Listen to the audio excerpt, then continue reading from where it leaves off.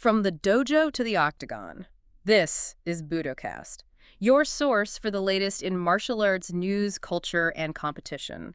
From breaking fight results to evolving techniques, we cover it all. Let's get into it. Yeah, let's do it. So, I want you to imagine having the kind of wealth where you could just, buy a private island. Right. Absolute billionaire money. Exactly. But instead, you choose to spend your Saturday getting body slammed into a lake by a professional cage fighter.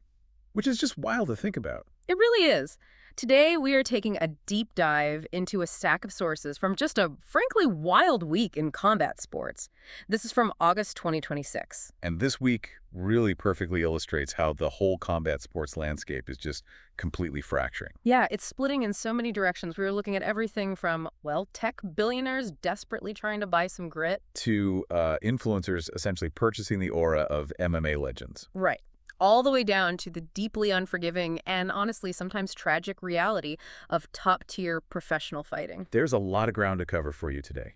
There really is, and the contrasts are just staggering. Yeah, I mean, it really is a fascinating audit of where martial arts culture sits right now. For sure. Because if you look at the events of this single week, it's like viewing completely different species that somehow evolved from the exact same DNA of hand-to-hand combat. That is a great way to put it. And before we get into the pure spectacle of the modern era, I really want to ground us in what traditional martial arts actually looks like away from the flashing lights. The foundation of it all. Exactly. Okay, let's unpack this. Our sources point to a local instructor named Michael Plessel. That one in Wisconsin, right? Yeah, he runs Integrity Martial Arts in Milton, Wisconsin, and he just earned his Chief Master title. Which is massive. It's an 8th degree black belt in Taekwondo.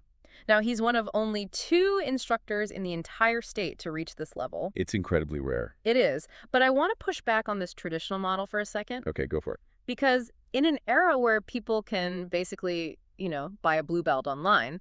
Right, or get famous from one viral sparring clip. Exactly. Spending decades of your life to reach this level feels almost archaic. I can see why you'd say that. It's like meticulously hand-carving a cathedral when everyone else is just throwing up prefab houses. Well, why do it? Well, because the end goal isn't the building, It's the builder. Oh, that's interesting. You look at what becoming a chief master actually entails.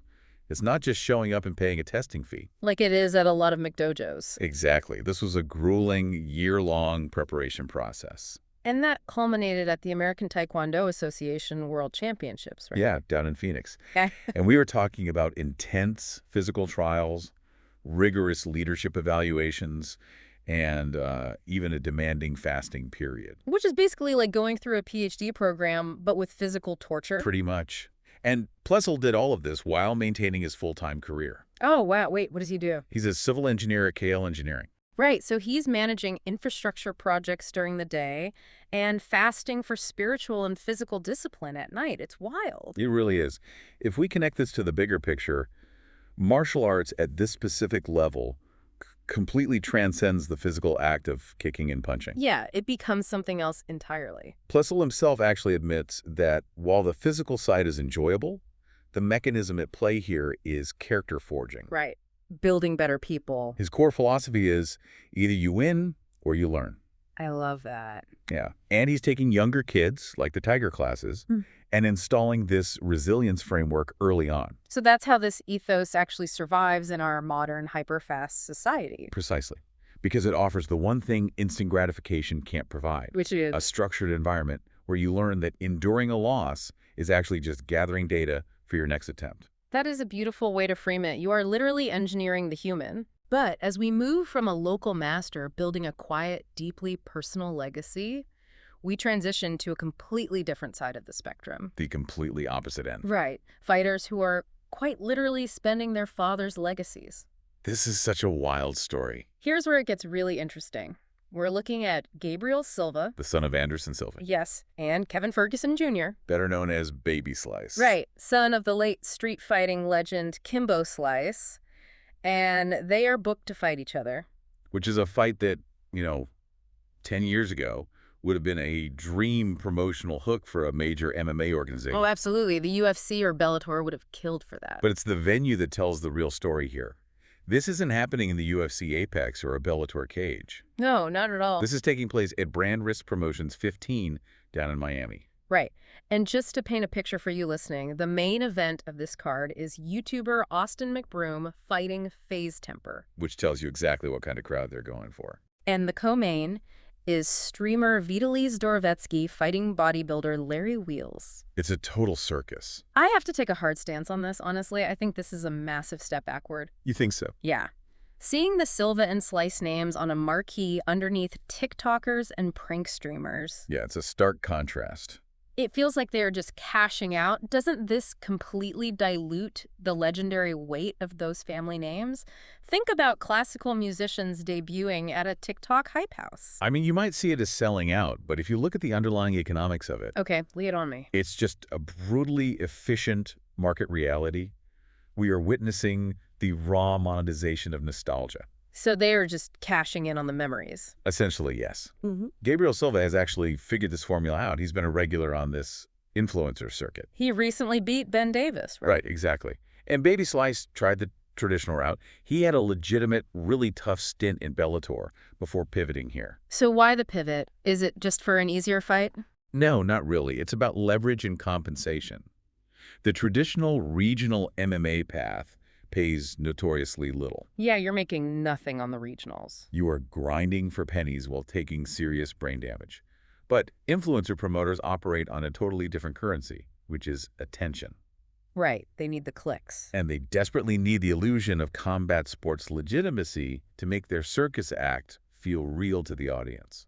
Oh, so they bring in actual fighters with famous names. Exactly. So they pay a massive premium to rent the Silva or Slice name. Ranting the name, I like that. Gabriel and Baby Slice are essentially using the VIP black cards their fathers earned to bypass that regional grind. And just secure those main event paydays. Right. They aren't diluting the legacy. They're just cashing the dividend checks their father's blood wrote. Okay, that makes sense. It's an attention economy, and legacy is just a tradable asset. Sad as it may be, yeah. Which perfectly bridges us to the next bizarre crossover. Oh man, this one. Right. If influencers are buying the aura of professional fighters, what happens when the actual tech elite try to buy their way into the grit of the sport? It results in some very strange footage. I want you to imagine being one of the most powerful people on Earth. You can buy anything, anywhere. Literally anything. Yet you choose to spend your Saturday on a floating barge in the middle of a lake, getting thrown into the water by a professional cage fighter. It sounds like a fever dream. It really does. But that is exactly what Meta CEO Mark Zuckerberg just did with UFC bantamweight Merab Dvalishvili. The video footage of this is genuinely surreal. It really is. Because Zuckerberg actually lands a kick that pushes Dvalishvili off the platform. Yeah, and then Merab just climbs back up. He climbs back up, picks the billionaire up, and hurls him into the lake. And keep in mind, Merab is not some retired coach taking it easy for a paycheck. No, not at all. He is in active preparation for a massive trilogy bout with Yang. Right, and their series is currently tied 1-1. Exactly. And Zuckerberg isn't just playing dress-up here either, to be fair. No, he's put in the time. The guy has been training Brazilian jiu-jitsu religiously since the pandemic. He actually took home gold and silver at a Silicon Valley tournament back in 2023. And he's been on the mats with absolute killers. Right. Alex Pereira, Alexander Volkanovski, Israel Adesanya. It's an insane roster of training partners. My question is, though, why? Why is MMA the ultimate magnet for these high-achieving tech moguls? Well, what's fascinating here is the underlying mechanism of the mat itself. What do you mean? In the tech world, if you encounter a problem, you can engineer a workaround. Right, write some new code. You can acquire a competitor, or you could just add zeros to a budget to make the friction disappear. Money solves everything. Usually, yes. But combat sports is the ultimate unhackable equalizer. Ah, right. You can't code your way out of a rear naked choke. Exactly. You cannot purchase takedown defense. It just doesn't work like that. No. When Zuckerberg steps onto the mat with someone like Merab, his net worth is totally irrelevant. He's just another guy in shorts. For someone whose entire existence is insulated by yes men, wealth, and corporate power, a sparring session offers a raw, physical audit of reality. I never thought of it that way. Yeah. The culture of tech and MMA have merged because fighting provides a pure, undeniable meritocracy that these intensely competitive billionaires are just starving for. That is a really sharp breakdown. Thanks. Before we dive deeper, shout out to our sponsors. First up, Elite Sports, leaders in premium fightwear for DJJ and MMA. Whether you're rolling or striking, they've got gear built to move with you. Check them out at elitesports.com. Good stuff. And if you're a school owner looking to optimize your dojo's performance, you need to check out Lotus by Open Black Belt. It's the ultimate management software for tracking ranks, attendance, and billing. They are currently offering a free trial to our listeners. Streamline your business so you can spend more time on the mats. Visit openblackbelt.com to start your trial today. You can find links for both in the show notes. Definitely check those out. And if you've got a story, news tip, or question, send it to us at budocast.com. All right, so we've looked at billionaires playing in the sport, but now we need to look at the business moguls actually running the machine. The people pulling the strings. Because when traditional fight promotion runs headfirst into modern broadcast guidelines, you get a really fascinating power struggle. You really do. And we are talking about Dana White and his new venture, Zuffa Boxing. Right, which just held its 10th event in Dublin. Yeah, at the 3 Arena. Now, before we get into the details of this, I need to make a very clear rule check for you listening. Yes, very important. As we discuss this controversy, we are impartially reporting the facts of the UK equality guidelines and Dana White's reaction to them. We aren't taking a side here. Exactly. We are not taking a side, and we are not endorsing the viewpoints of the original source material. We are simply breaking down the events and the business dynamics at play.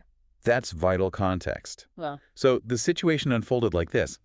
At Zuffa Boxing 10, there were absolutely no ring card girls. which is pretty shocking for a Dana White production. Right, and this wasn't an oversight. It was a total standoff. How so? Well, according to Dana White, UK broadcasters mandated that if he wanted to feature ring girls on the broadcast, he would also have to include ring card boys. To comply with their structural equality guidelines. Exactly. And Dana White flat out refused. Yeah, in a ringside interview with Nina Drama, he called the broadcaster's mandate weird and perverted. He didn't hold back. He never does, and he just opted to scrap the entire tradition for the night. Just threw it out entirely. Now, the fights themselves delivered. Callum Walsh won a unanimous decision, and Aaron McKenna handed Ednosa Oliha his first pro loss to capture the vacant IBF middleweight title. Some great matchups. But the media cycle was entirely consumed by the missing ring girls. Of course it was. So I have to ask, does removing a purely aesthetic, decades-old tradition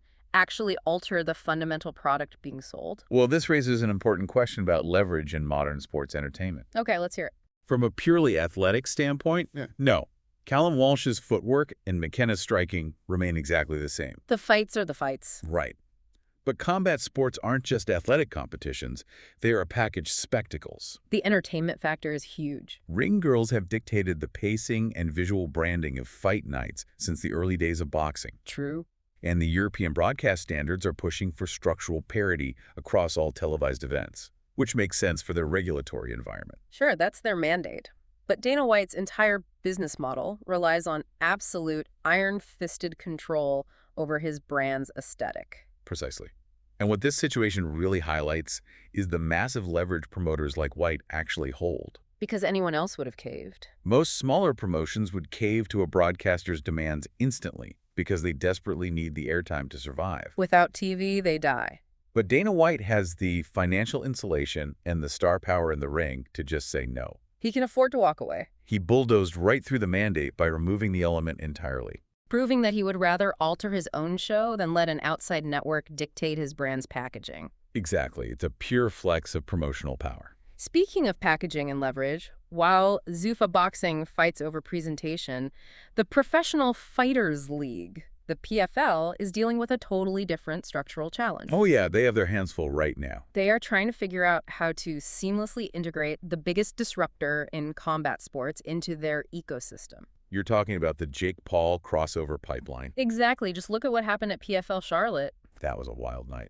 Middleweight Bryan Battle defeated Dalton Rasta by split decision, which brings his PFL record to 1-1. And Battle is a serious competitor. Yeah, he went 7-1 in the UFC before leaving, after some weight misses. Right. But the second his hand was raised, he grabbed the microphone and immediately called out Jake Paul for an MMA fight. He didn't even hesitate. No. And he specifically leveraged the recent merger between Paul's most valuable promotions MVP and the PFL. So what does this all mean? My analogy here is that Battle is essentially acting like a startup founder, crashing a tech conference just to pitch a billionaire. That's a great analogy. Because he knows he probably won't get the meeting. But just being seen making the pitch raises his valuation, right? It is a perfect way to look at it. It is highly calculated marketing. Yeah, he knows what he's doing. Fighters across the roster understand the new algorithmic reality of combat sports now.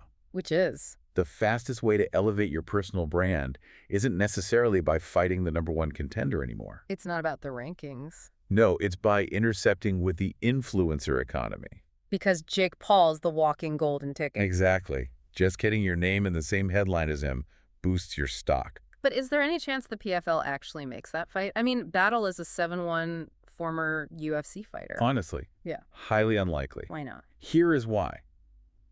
You have to look at the contractual structure of the MVP PFL Superfight division. The PFL brought Jake Paul in to bring mainstream eyeballs to their brand. So you get the casual fans. Exactly. Yeah. Now, Paul has been training MMA, but stepping into the cage against a seasoned, battle-tested killer like Bryan battled for his debut. That's a death sentence. It's a massive brand-destroying risk. Yeah, he'd get mauled. The Superfight division is designed for curated, highly marketable matchmaking.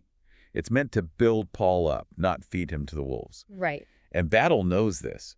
He's just artificially inflating his own market value by attaching his name to Paul's algorithm while he has the microphone. It's all calculated risk management. Smart business. Very smart. But that brings us to our final segment, and I want to warn you, it is a staggering contrast to everything we've just discussed. Yeah, the tone shifts dramatically here. We've talked about influencers curating their opponents and billionaires playing on floating barges. The fun stuff. Right. Now we have to look at the absolute unforgiving grind and the real-world tragedy of top-tier UFC competition. This is where the game stops being a game. It really is. It is the brutal, unfiltered reality of the sport.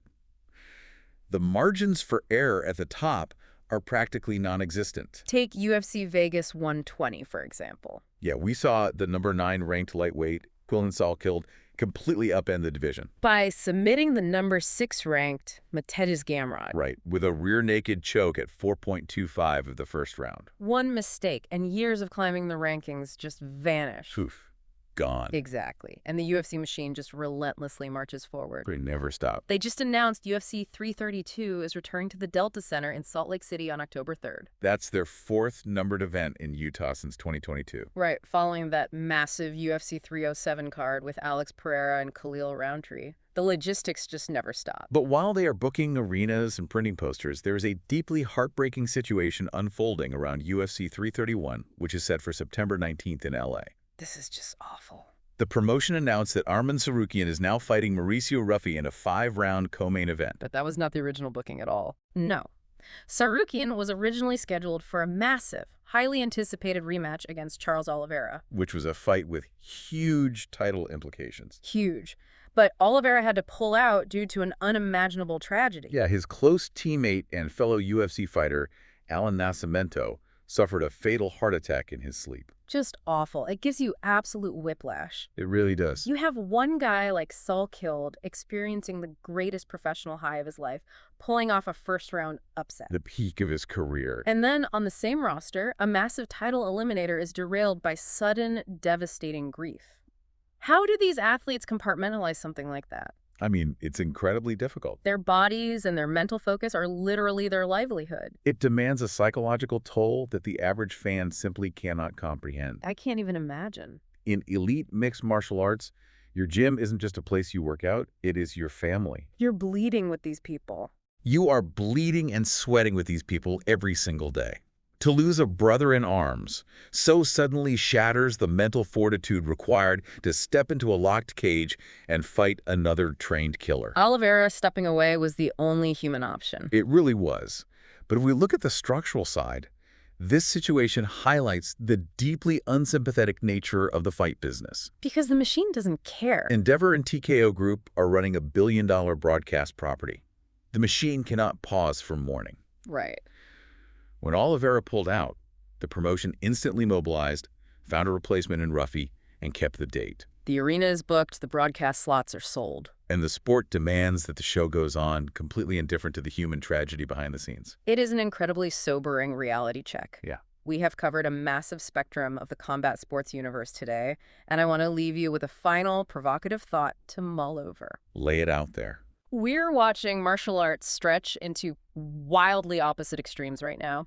On one end, you have the quiet, lifelong discipline of a Taekwondo chief master fasting for an 8th-degree black belt, building character away from the cameras. The pure tradition. Right. On the other end, you have an ecosystem where influencers fight the sons of legends, billionaires seek out bruises on lakes, and a massive corporate machine churns forward regardless of personal tragedy. It's a lot to take in. It is. My question for you is, which of these extremes will ultimately dictate the culture of martial arts for the next generation? Will the foundation hold, or will the spectacle consume the sport entirely? That is the big question. That's it for this episode of Budocast. Thanks for joining us as we break down the latest in martial arts.